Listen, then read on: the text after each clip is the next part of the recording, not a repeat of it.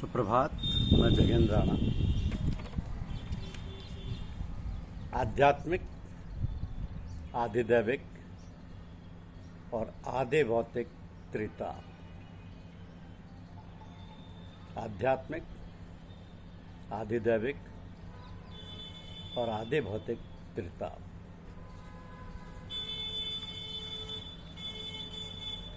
हम प्रभु से क्या प्रार्थना करते हैं अपने कि हमारे शरीर का एक एक अवयव सुदृढ़ एवं संपुष्ट हो, इसलिए कि हम उनके द्वारा भगवान की आराधना करते रहें। हमारी आयु भोग विलास से प्रमाद में ना बीते, हमें ऐसी आयु मिले जो भगवान के कार्य में आ सके, जिनका स्वयं सब ओर फैला है। वे देवराज इंद्र, सर्वज्ञ पूषा, अरिष्ट निवारक तार्क्षय यानी गरुण और बुद्धि के स्वामी बृहस्पति, ये सभी देवता भगवान की दिव्य विभूतियाँ हैं। ये सदा हमारे कल्याण का पोषण करें। इनकी कृपा से हमारे सहित प्राणी मात्र का कल्याण होता रहे। आध्यात्मिक, आधिदैविक और आदि भौतिक सभी प्रकार के तापों की शांति हो। क्योंकि जब हम सत्संग में आते हैं या पूजा में आते हैं तो पहली चीज़ हमें देखने सुनने को मिलती है, वो है अदब। अब अदब का अर्थ है मर्यादा के अनुसार कार्य करना, गुरु की आज्ञा का पालन हृदय में बिना और किसी विचार के आए करना चाहिए। किंतु ये कठिन है, क्योंकि ऊंच नीच का भाव बना ही रहता है, परंतु करना यही है, वह यही करना चाहिए। पूज्य लालाजी महाराज इसी प्रकार आज्ञा पालन कराना पसंद करते थे। एक बार जब हम उनके पास पहुँचे तो उन्होंने पलंग पर बैठने के लिए कहा। लाला साहब का ये अनुभव है कि जब वो एक बार लाला साहब के पास पहुँचे तो लाला जी साहब ने राणा जी साहब को पलंग पर बैठने को कहा, जबकि वो स्वयं टूटी चारपाई पर बैठे हुए थे और वो चारपाई छोटी और नीची भी थी। तो पहले तो राणा जी साहब को झिझके, किंतु झिझकते हुए देखकर लाला जी महाराज ने कहा कि जो आज्ञा दी जाए उसका पालन करना अदब है। तो बिना किसी हिचकिचाहट के राणा जी साहब उस पर बैठ गए। ऐसे यूँ समझना चाहिए कि और कोई दूसरा ख्याल लाए बिना आज्ञा पालन अदब है।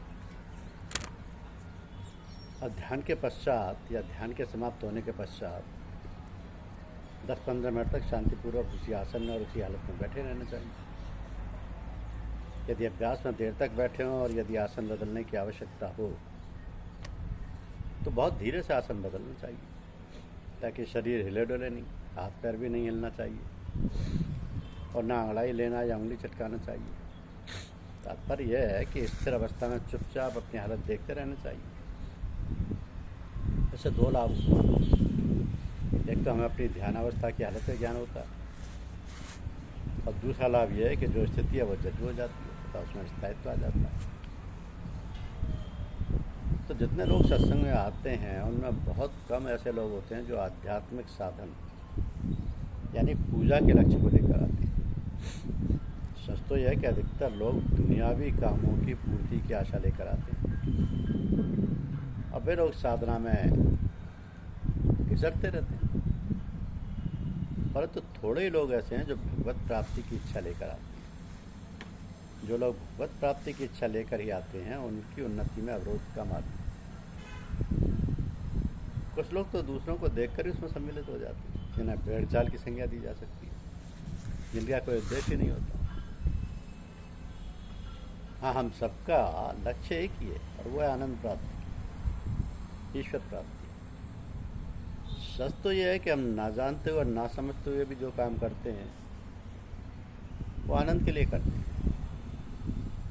तो ज़रूरत इस बात की है कि हम सबकी समझ में ये बात बैठ जाए कि हमें जो आनंद प्राप्त करना है वो सिवाय परमात्मा के और कहीं नहीं प्राप्त हो सकता।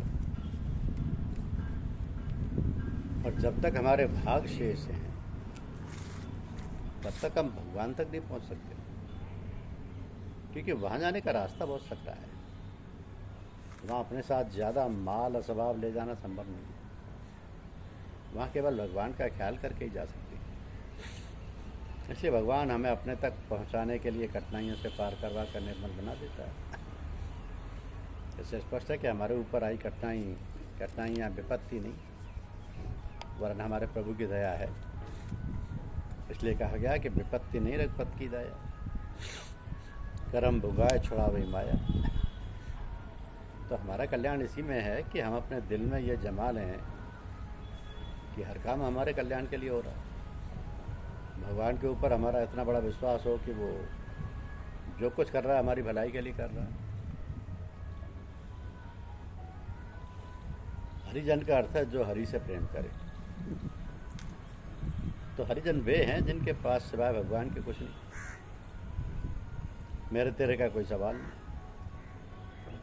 हरिजन वे हैं जिन्होंने अपने को भगवान को समर्पण कर दिया प्रकट रूप से, उसके रहने का वही स्थान है। मेरे तेरे की भावना से भगवान दूर है। अतः भगवत प्राप्ति के लिए ऐसे ही हरिजन से नाता जोड़ें जैसे कि अभी वर्णन किया, यानी हरिजनों के पास सिवाय भगवान के कुछ है ही नहीं। इसलिए यदि आप हरिजनों के पास जाएंगे तो आपका स्वागत उसी रूप में करेंगे।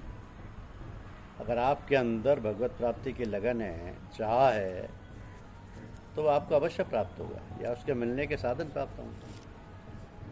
जब हमें उनसे मिलने की लगन होगी तब हमें वो लगन हरिजन से अवश्य मिला देगी। यद्यपि हरिजन हरि कृपा से ही प्राप्त होते हैं।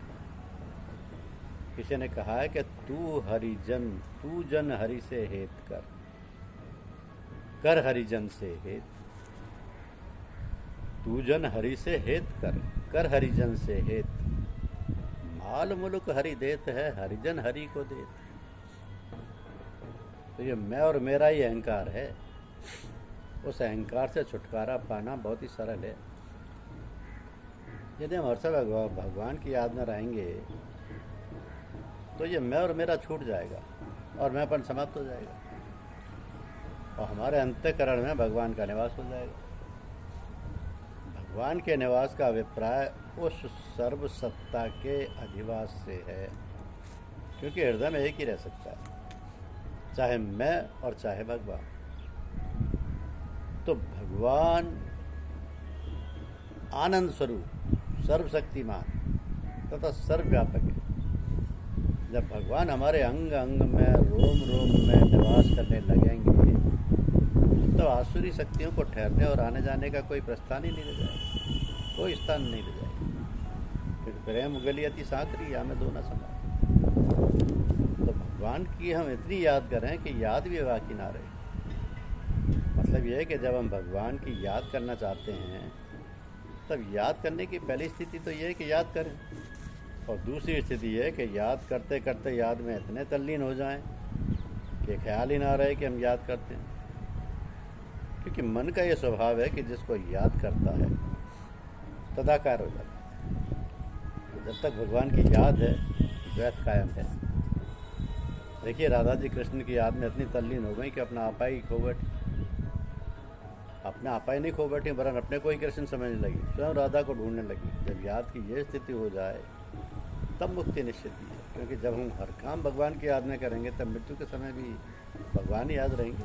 ये सिद्धांत है कि मृत्यु के अंतिम क्षणों में व्यक्ति की जैसी स्थिति होती है वैसी गति होती है, अंतमति सुगति। इसलिए हमारा ये प्रयास होना चाहिए कि हम भगवान की याद में रहें और उस याद को निरंतर बढ़ाते बढ़ाते तदाकार की स्थिति तक पहुँचा दें। प्राचीन परिपाटी और सभ्यता ये है कि बड़ों का, महापुरुषों का, संत महात्माओं का आदर सम्मान किया जाए। ऐसे महापुरुषों के चरण स्पर्श भी किए जाते हैं जिससे उनके अंदर जो सात्विक अमृतधार स्वाभाविक रूप में प्रवाहित हो रही है उसको प्राप्त करें। अतः चरण छूने की रीति चल पड़ी। ये ठीक है, महापुरुषों, संतों और महात्माओं के चरण स्पर्श करने से वास्तव में लाभ होता है। किंतु आजकल ऐसा वातावरण हो गया है कि इतने बनावटी, कपटी, दुराचारी, अनाचारी साधु पैदा गए हैं, तो उनसे भी दूर रहना आवश्यक है। एक प्रसाद तो वो है जो भगवान को ग्रहण कराया जाता है, उसे लेने में तो कोई हर्ज नहीं। किंतु एक प्रसाद दूसरा संत महात्माओं के भोजन का बचा हुआ अवशिष्ट होता है, जिसे लोग प्रसाद समझकर बड़ी श्रद्धा भक्ति भाव से प्राप्त करते हैं। यद्यपि सच्चे महात्मा इसे पसंद नहीं करते, लेकिन ढोंगी गुरु और महात्मा प्रसाद बताकर इसे स्वयं अपने हाथ से लोगों को देते हैं कि लो प्रसाद पालो। और आप सोचिए इससे कितना अनाचार फैलता है। जिस सामग्री के छूने मात्र से बीमारी के कीटाणु छूने वाले में प्रवेश कर जाते हैं वो अत्यंत दूषित हो जाती है। इस प्रकार यदि हम ध्यानपूर्वक सोचें तो यह प्रतार ठीक नहीं है।